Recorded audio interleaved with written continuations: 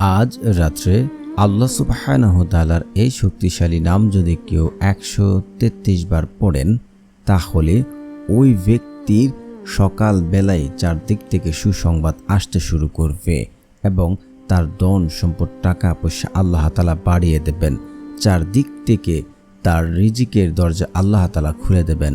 দুনিয়াতে সমস্ত ধন সম্পদের দরজা আল্লাহ তাআলা তার জন্য খুলে দেবেন এবং তার জীবনের যত অভাব অনটন দারিদ্রতা আছে আল্লাহ তাআলা তা ঘুচিয়ে দেবেন। দারিদ্রতা অভাব অনটন কখনো তার ফ্যামিলিতে গ্রাস করবে না এবং সে দিন দিন অল্প সময়ের ভিতরে ধনী সম্পদশালী হয়ে যাবে। আমলটি বহুবার পরীক্ষিত। যদি যারা অভাবে বিপদে সমস্যায় রয়েছেন, ভিডিওতে বলা প্রত্যেকটা নিয়ম এবং শর্ত মেনে যদি কেউ আমল করে, তাহলে তার জীবনে সচ্ছলতা আসবে ইনশাআল্লাহ। কারণ বহুবার পরীক্ষিত। তাই টেনে টেনে ভিডিও দেখে কোথাও মিস করলে কিন্তু ভুল করলে কাজে আসবে না। তাই না টেনে সম্পূর্ণ ভিডিও দেখার অনুরোধ রইল। আর যারা এখনও চ্যানেলটি সাবস্ক্রাইব করেননি, দয়া করে চ্যানেলটি সাবস্ক্রাইব করে পাশে থাকবেন। কে না চায় যে তার ধন সম্পদ টাকা পয়সা আল্লাহ তাআলা বাড়িয়ে দিক? দুনিয়াতে একটা পুরুষের টাকা পয়সা খুবই গুরুত্বপূর্ণ। টাকা যদি আপনার টাকা পয়সা না থাকে, তাহলে আপনি সমাজে ভালোভাবে চলতে পারবেন না। আপনার স্ত্রী, আপনার সন্তান, আপনার পরিবার পরিজনের চাহিদা আপনি ঠিকভাবে পূরণ করতে পারবেন না। আপনি হতাশায় ভুগবেন।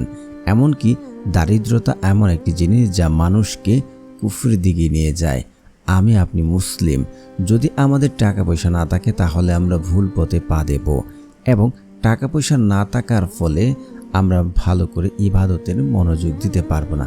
কারণ টাকার সমস্যা রয়েছে, আপনি ইবাদতের স্বাদ পাবেন না। আপনার টাকা নেই, আপনি সমাজে ভালোভাবে ভালো চোখে চলতে পারবেন না। আপনার টাকা নেই, আপনার সন্তান আপনার কাছে ভালো কিছু কিনে দেওয়ার বায়না ধরল, কিন্তু আপনি দিতে পারলেন না। আপনার স্ত্রীকে আপনি দিতে পারলেন না। তার চেয়ে বড় হতভাগা আর কি আছে?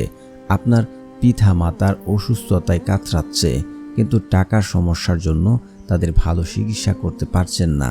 আপনি ভালো করে পরিবার পরিজনের জন্য ভালো কিছু খাবারেরও ব্যবস্থা করতে পারলেন না। তাহলে কিভাবে আপনি দুনিয়াতে সুখ শান্তিতে চলবেন? তো আল্লাহ রাসূল সাল্লাল্লাহু আলাইহি ওয়াসাল্লাম বিভিন্নভাবে আমাদেরকে শিখিয়ে গেছেন যে আল্লাহ তাআলার কাছে কিভাবে, কখন, কোন পদ্ধতিতে চাইলে আল্লাহ রাব্বুল আলামিন আমাদের জীবনের অভাব অনটন দারিদ্রতা ঘুচিয়ে দেবেন। এবং অধিকাংশ সাহাবী আমল করে ফলাফল পেয়েছেন, তাদের জীবনের অভাব অনটন দূর করেছেন এবং আল্লাহ রাব্বুল আলামিন তাদের ধন সম্পদ আগের থেকে বাড়িয়ে দিয়েছেন। কারণ আল্লাহ তাআলার কাছে কোনো কিছুর অভাব নেই, কোনো কিছুর অভাব নেই। আপনি যদি চাইতে পারেন, আল্লাহ তাআলা আপনাকে দেবে। এখন অনেকেই বলবেন, আল্লাহ রাব্বুল আলামিন আমাদের যে রিজিক বা তকদির সেটা তো আগে ফিক্সড করে রেখেছেন, তাহলে কিভাবে আমাদের ওইখান থেকে ধন সম্পদ বাড়বে? যদি আল্লাহ তাআলা আপনার জীবনে 100 কোটি টাকা লিখে রাখেন, তাহলে সেখানে কিভাবে আমার টাকা আরও বৃদ্ধি হবে? দেখুন, আল্লাহ রাব্বুল আলামিন আমাদের পৃথিবী সৃষ্টি করার আগেই আমাদের তকদির লিখে রেখেছেন। কে কী করবে, কে কোথায় মারা যাবে, কাকে বিয়ে করবে, তার তকদির রিজিক সব কিছু লিখে রেখেছেন। কিন্তু কিছু এমন অবস্থায় আছে যে আমল বা দোয়ার মাধ্যমে পরিবর্তন করা সম্ভব রয়েছে। মানে আপনার কাছে একটি মোবাইল ফোন রয়েছে, আপনাকে 2টা অপশন দেওয়া হয়। আপনি মোবাইলের ফোন রিসিভ করতে পারেন এবং আপনি মোবাইল ফোনের রিসিভার না চেপে আপনি ক্যান্সেল যে অপশনটা, ওইটাও আপনি করতে পারেন। এটা আপনার ইচ্ছা। এখন আপনি যদি ঘরে বসে দেখে আল্লাহ আমার কপালে যা লিখেছে তাই হবে, আল্লাহ আমাকে ধন সম্পদ যদি দিয়ে রাখেন, তাহলে সেটা আমি অবশ্যই পাবো। কিন্তু আপনাকে সেটা খুঁজে বের করতে হবে। কারণ আল্লাহ রাব্বুল আলামিন পবিত্র কোরআনে সুন্দরভাবে বলে দিয়েছেন যে সে জাতি বা সেই ব্যক্তির ভাগ্য আল্লাহ তাআলা কখনোই পরিবর্তন করেন না, যতক্ষণ পর্যন্ত সে নিজের চেষ্টা না করে। তো আল্লাহ তাআলার কাছে আমরা চাইতে হবে চেষ্টার মাধ্যমে। আমরা এখন চাকরি করছি, ব্যবসা করছি, মানে বিদেশে যেতে চাচ্ছি, যে অবস্থা নিয়ে আছি না কেন, আল্লাহ তাআলার কাছেই চাইতে হবে। তাহলে আল্লাহ রাব্বুল আলামিন আমাদের চাওয়া পাওয়া পূর্ণ করবেন, তিনি আমাদেরকে দেবেন। আল্লাহ রাব্বুল আলামিন পবিত্র কোরআনে বলেন, তোমরা আমার কাছে দোয়া করো, আমি তোমাদের দোয়া কবুল করব। আর আল্লাহ রাসূল সাল্লাল্লাহু আলাইহি ওয়াসাল্লাম শিখিয়েছেন যে আল্লাহ তাআলার কাছে দু হাত তুলে দোয়া করলে আল্লাহ তাআলা খালি হাতে ফেরত দেন না, তিনি খালি হাতে ফেরত দিতে লজ্জাবোধ করেন। তো অবশ্যই আমরা আল্লাহ তাআলার কাছে চাইব। যেহেতু আজ রাত্রে আমরা আমলটি করব, তাহলে আমলটি কিভাবে করলে আমরা দ্রুত ফলাফল পাব, আমাদের ভাগ্য পরিবর্তন হবে, আমাদের ধন সম্পদ বৃদ্ধি হবে, এখন আমরা সেটা জেনে নেব। এবং অনেকে আমল করে কিন্তু ফলাফল পায় না কেন, সেটা আমরা শেষে জেনে নেব। তো এখন আমরা জানব কোন পদ্ধতিতে বা কিভাবে আমলটি করবেন। তো আমলটি করার জন্য সর্বপ্রথম আপনারা ঘুম থেকে উঠবেন বা ঘরে ঘুমানোর আগে রাত্রে যেহেতু আমলটি করবেন, উত্তম রূপে উজু করবেন, ভালো পরিষ্কার পরিচ্ছন্ন কাপড় পরিধান করবেন। তারপর আপনি জায়নামাজ বিছিয়ে বসবেন। বসে আপনি 2 রাকাত, 4 রাকাত, 8 রাকাত, 12 রাকাত, আপনার যত রাকাত ভালো লাগে আপনি তাহাজ্জুদের নামাজটি পড়বেন বা নফল নামাজ পড়বেন। আর নামাজ পড়ার ক্ষেত্রে নামাজে দাঁড়িয়ে যখন আপনারা সিজদা করবেন, সিজদাতে আপনারা সুবহানা রাব্বিয়াল আ'লা, সুবহানা রাব্বিয়াল আ'লা, সুবহানা রাব্বিয়াল আ'লা এইভাবে যখন পড়বেন, তখন ওইখানে আরেকবার আল্লাহ তাআলার কাছে দোয়া করবেন। আপনি কি চান? টাকা পয়সা, ধন সম্পদ, বিপদে আছেন, বিদেশে যেতে চাচ্ছেন, আপনি সেজদা অবস্থায় আল্লাহ তাআলার কাছে বলবেন। কারণ আল্লাহ রাব্বুল আলামিনের সাথে বান্দার তখন সরাসরি সম্পর্ক স্থাপন হয়। আপনি যদি ওই সময় চান আল্লাহ রাব্বুল আলামিন আপনার চাওয়া পূরণ করবেন। তো আপনি সেজদা অবস্থায় আল্লাহ তাআলার কাছে চাইলেন। তারপর জায়নামাজে আপনি নামাজ শেষ করে বসলেন। বসে আপনারা এই 3টি জিকির 100 বার করে পড়বেন। সুবহানাল্লাহ, সুবহানাল্লাহ, আলহামদুলিল্লাহ, আলহামদুলিল্লাহ, লা ইলাহা ইল্লাল্লাহ, লা ইলাহা ইল্লাল্লাহ এভাবে আপনারা পড়ে নেবেন। তারপরে হচ্ছে আপনারা অবশ্যই ইস্তেগফার পড়বেন। কেন ইস্তেগফার পড়বেন? ইস্তেগফার হচ্ছে আল্লাহ তাআলার কাছে ক্ষমা প্রার্থনা চাওয়া, মানে আপনি আল্লাহ তাআলার কাছে ক্ষমা প্রার্থনা চাচ্ছেন। আর আল্লাহ রাব্বুল আলামিন পবিত্র কোরআনে সূরা নূহ আয়াত নাম্বার 12তে স্পষ্ট ভাষায় বলেন, যখন কোনো বান্দা আল্লাহ তাআলার কাছে তওবা করে ফিরে আসে, আল্লাহ রাব্বুল আলামিন ওই ব্যক্তির অভাব অনটন দূর করে দেন, তার জীবনের দারিদ্রতা দূর করে দেন, তাকে ধন সম্পদ সন্তান সন্তুষ্টি দিয়ে ভরিয়ে দেন। আর আপনারা অবশ্যই ইস্তেগফার যখন পড়বেন, আবু দাউদের হাদিস নাম্বার 1518তে রয়েছে, যে ব্যক্তি ইস্তেগফার বেশি বেশি পড়বে, ওই ব্যক্তি সংসারে যদি স্টিল নাও এখন অভাব আছে, দারিদ্রতা আছে, বিপদ আপদ আছে, আল্লাহ রাব্বুল আলামিন ওই ব্যক্তির সংসারের অভাব অনটন, দারিদ্রতা, বিপদ আপদ দূর করে দেবেন এবং তাকে এমন সকল জায়গা থেকে, এমন সকল উৎস থেকে রিজিকের ব্যবস্থা করে দেবেন যা সে কোনোদিন কল্পনা করেনি এবং সে চিন্তাও করেনি। আল্লাহ তাআলা তাকে এমন সকল উৎস থেকে রিজিকের ব্যবস্থা করবেন। তো অনেকে কি করে ইস্তেগফার যখন পড়ে তখন ভুল করে তাকে কিভাবে পড়ে, আস্তাগফিরুল্লাহ, আস্তাগফিরুল্লাহ, আস্তাগফিরুল্লাহ এভাবে পড়ে।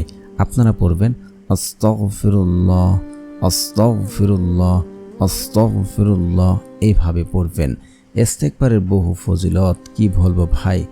আল্লাহ রাব্বুল আলামিন মানে যদি যে ব্যক্তি ইস্তেগফার পড়ে তাকে মুস্তাজাবুদ দাওয়া বানিয়ে দেন, সে দোয়া করার সাথে সাথে আল্লাহ তাআলা কবুল করেন।